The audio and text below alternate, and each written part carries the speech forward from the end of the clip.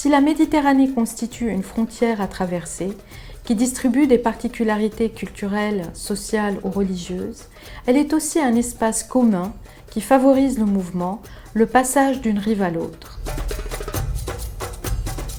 Le thème de l'Université euroméditerranéenne en 2016 est « Circuler en Méditerranée, une approche interdisciplinaire des mouvements, des idées, des hommes et des objets ». Depuis l'Antiquité, la Méditerranée est un lieu de mouvement, d'échange et de brassage. Les hommes voyagent ou migrent, les produits circulent grâce au commerce, les techniques se transfèrent, les savoirs se transmettent et les idées font leur chemin au gré des affinités, des courants et des influences.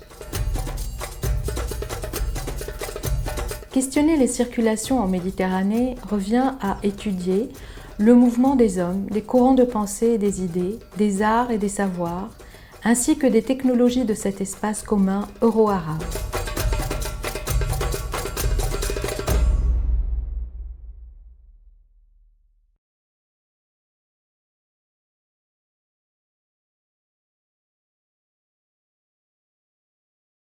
L'intérêt d'être un peu en campagne, dans la montagne, à Ifrane, c'était aussi couper les étudiants de la ville, donc il ne pouvait pas y avoir d'absents, tout le monde était sur place, tout le monde était obligé de venir, d'assister aux cours, d'être présent. C'est un aspect intéressant de rencontrer déjà des personnes avec qui on va travailler pendant une semaine, qui vont nous écouter surtout, parce qu'on travaille finalement pas tellement avec eux dans ce cadre-là, mais qui nous écoutent et puis avec des petits moments où on peut échanger sur nos travaux, nos manières de faire du terrain, les méthodologies, etc.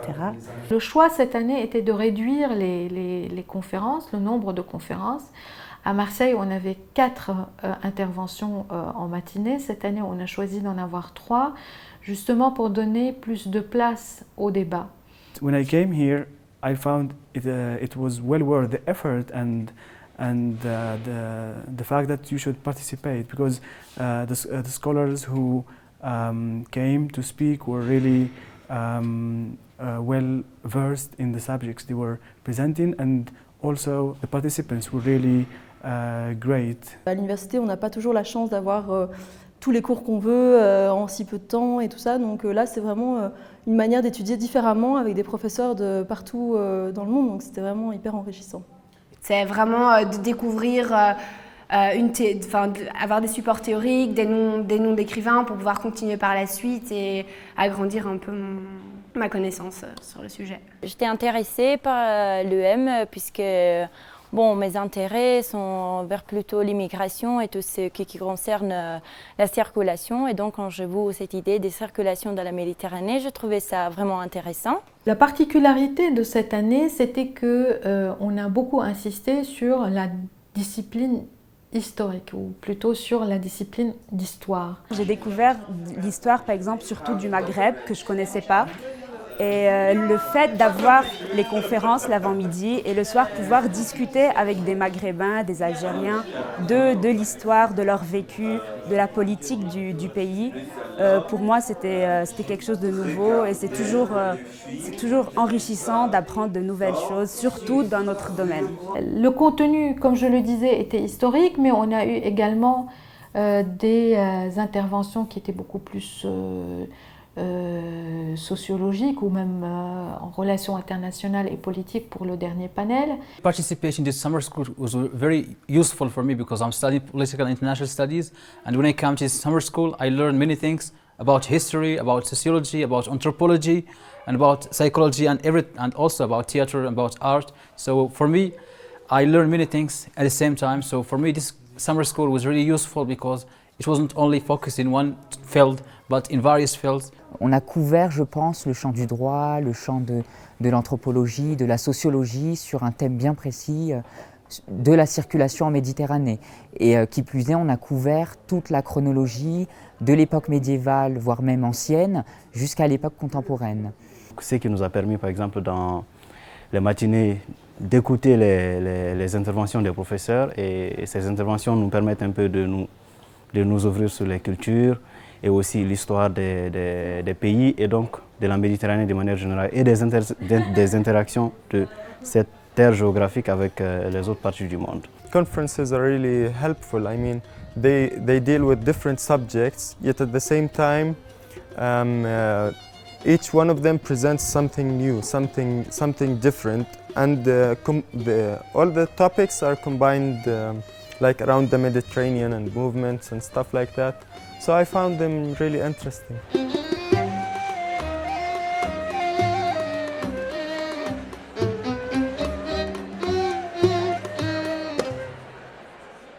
L'après-midi, il y avait donc 2 ateliers. Un atelier qui était animé par Eddie Kadour, l'auteur, le célèbre écrivain Eddie Kadour, qui a fait un atelier où il a encadré pratiquement 17 étudiants et il les a fait travailler autour de textes, autour de textes qu'ils ont déjà lus ou qu'ils étaient en train de lire, mais il les a également fait travailler sur des textes qu'ils devaient produire et qu'ils ont lus vers la fin dans la restitution des ateliers sur le thème « Je me souviens ».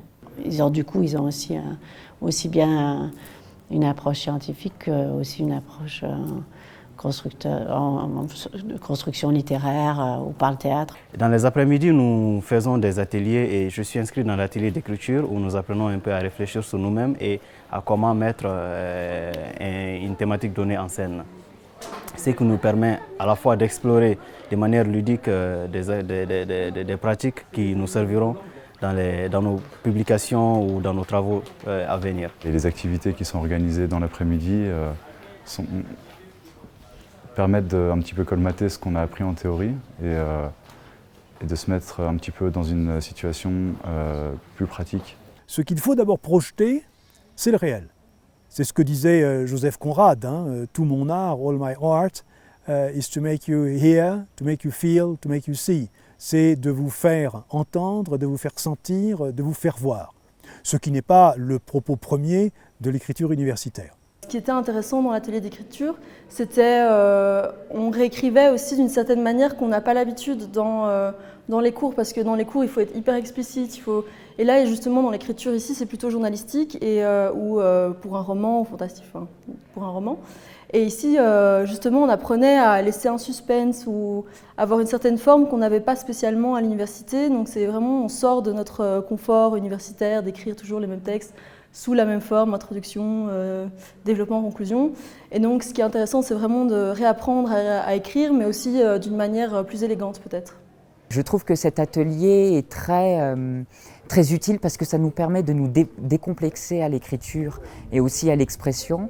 Donc on a fait pas mal d'activités comme l'exercice de « Je me souviens » ou de nombreux exercices d'écriture où il fallait inventer des histoires. Ça nous a permis quand même d'émanciper notre esprit à l'écriture, d'être moins complexé, moins bloqué par le fait d'écrire tout simplement et au final de ne plus avoir peur de la page blanche, la peur des étudiants, la peur la plus connue parmi les étudiants. Et j'ai essayé de leur donner des éléments de réécriture. L'idée étant la suivante, ne vous inquiétez pas, lancez-vous dans votre texte. Donc fini l'angoisse de la page blanche, puisque lancez-vous dedans, écrivez à la limite écrivez n'importe quoi, écrivez comme on pisse. L'important, c'est le geste de réécriture. C'est-à-dire la façon dont ensuite vous revenez sur votre texte et vous vous mettez à corriger ce qui ne va pas. Et dans la correction de ce qui ne va pas, vous verrez quelque chose va se mettre à aller. C'était un petit peu difficile pour moi parce que c'était en français. J'ai l'habitude d'écrire en arabe, mais les conseils et les idées qu'on doit suivre quand on écrit, surtout l'écriture littéraire, et ça m'intéresse, vont m'aider dans toutes les langues où on écrit. Donc c'était une expérience aussi. J'ai eu la chance et l'honneur de pouvoir participer à cet atelier. J'avais un certain nombre de mises en garde, éviter l'adjectif attendu, lutter contre le cliché, lutter contre la phrase complexe qu'on n'arrive pas à maîtriser, ou quand on l'a maîtrisée, c'est le lecteur qui lui n'arrive pas à la maîtriser. Essayer en même temps de produire des choses intéressantes, c'est-à-dire éviter par exemple ce défaut qui consiste à dire l'essentiel tout de suite au début et le reste au fond n'apparaît que comme une suite de détails de moins en moins importants, si bien que l'intérêt va décrescendo. Faites le contraire. Essayez de construire une dramatisation, au sens le plus neutre du terme, de la phrase vers le plus important. Voilà. Ne donnez pas le nom de l'assassin tout de suite. L'atelier d'écriture va être un véritable outil pour moi par la suite, parce qu'il a donné plein d'indices, plein de clés de compréhension et voilà, maintenant on a vraiment une boîte à outils pour écrire. Bon, maintenant il faut essayer, voir, tenter, ça c'est notre travail, mais en tout cas on a ce qu'il faut en moins maintenant. Chaque jour est vraiment une découverte d'une thématique complètement différente et qui est intéressante parce qu'elle permet de un petit peu faire la réflexion de comment se passent les choses de notre point de vue, mais aussi du point de vue des autres, et de partager en fait avec les autres d'origine où finalement on ne connaît pas grand-chose. On voyait bien que les angles n'étaient pas du tout les mêmes, que les façons de voir n'étaient pas du tout les mêmes non plus. C'était à la fois les croisements de regards et les interactions entre les différents points de vue qui étaient sans doute le côté le plus passionnant des séances de l'atelier d'écriture. Je me souviens de la nuit où le Coréen est venu à la maison. Mon frère m'avait dit « tous les Blancs sont Coréens ». Je me souviens de la bouche édentée de l'ami de mon père. On disait qu'il était sorcier. Pour les ateliers théâtre, on avait 2 personnes cette année puisqu'ils étaient très nombreux et qu'une seule personne ne pouvait pas encadrer une vingtaine d'étudiants. Donc on avait Sandra Hiché qui était avec nous l'année dernière et Sama Ishawi. Sama, on l'avait recrutée parce qu'elle est arabophone et anglophone et qu'une partie de nos étudiants ne parle pas le français.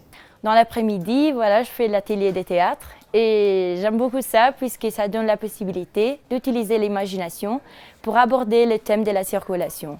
Et donc ça me permet aussi de sortir un peu dans le champ des études pour aborder la question de la circulation. We try to construct something out of nothing, like to present the ideas we've seen in the conferences and try to act them out, and I really enjoyed that, and I felt like I expressed myself in the role I played in it.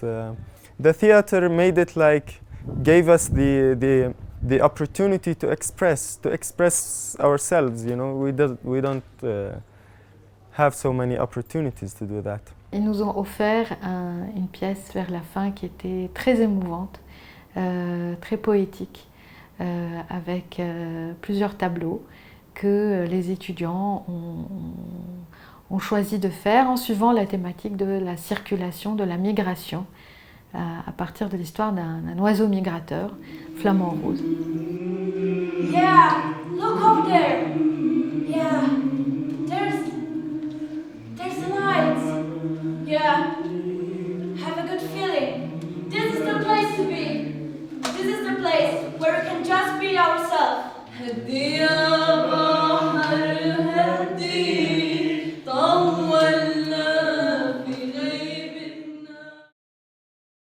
Les enjeux d'aujourd'hui, notamment les migrations ou les problèmes sécuritaires liés à la montée du terrorisme, ne sont pas les rapports de force d'hier, et les liens se nouent et se dénouent. Mais la Méditerranée est toujours là, parcourue de routes qui relient des points aux autres.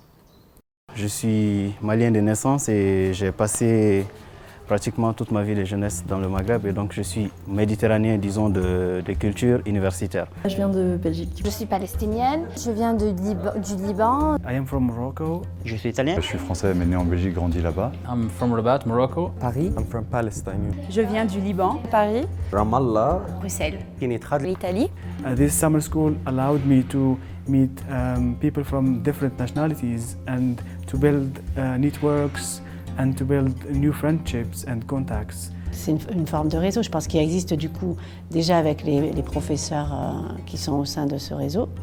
Et les étudiants, ça leur permet aussi d'avoir accès à un réseau euro-méditerranéen avec des professeurs, des universités et des étudiants comme eux qui tournent autour de la Méditerranée régulièrement, c'est pas mal. So it was like a kind of an opportunity for me to meet all these people, to learn from them, and also to give them my ideas and to share ideas and to exchange our knowledges. Ce qui était intéressant vraiment, c'est que on avait des Palestiniens, on avait aussi des Marocains, des Algériens, et de voir leur façon de penser, leur manière d'aborder les cours, même leur humour, leur façon de faire.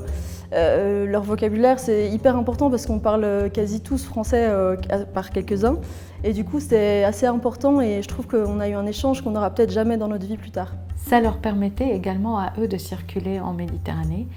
Et ça, c'était aussi un des objectifs, non pas uniquement la thématique, mais un des objectifs de ce projet.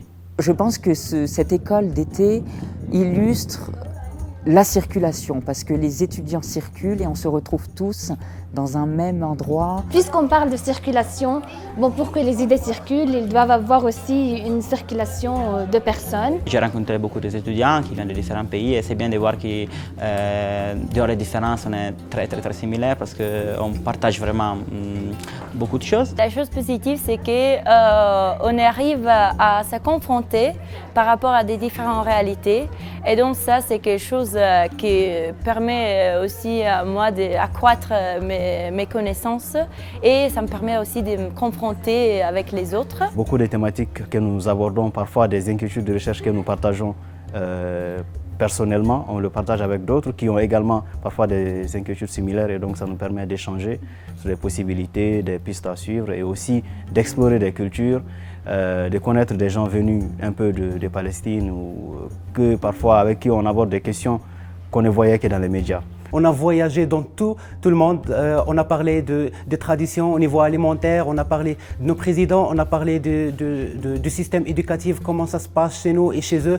On a parlé de plusieurs choses, on n'était pas limité par un sujet bien précis, mais on a vraiment voyagé, c'était vraiment un voyage, c'était pas uniquement à Ifrane, mais c'était en toute Méditerranée. Ça m'a permis aussi de m'immerger dans ce groupe, d'écouter quelques discussions en arabe, d'enregistrer aussi. Donc pour moi, ça a été aussi une progression en arabe. Les rencontres, ça nous a vraiment permis d'avoir des échanges informels sur plein de choses concernant tous les pays présents en fait. C'est une expérience qui est vraiment unique. Les images qui circulent sur Facebook, sur la page dédiée à l'Université Euroméditerranéenne, sont parlantes, montrent combien ce groupe a été dynamique, combien ils étaient heureux de se retrouver au Maroc. Le mot qui résumerait l'université d'été, ce serait force. Un grand plaisir. Tanawwa. Perfect. Le hasard. عظيمة. كانت عظيمة. Sans complexe. Moustakbal Saïd. Voyage. Gratitude. Interaction. Flamingo. Méziane. Yalla. Amazing. Chaleur. Je crois que c'est ouvrir des fenêtres. Ouvrir les fenêtres.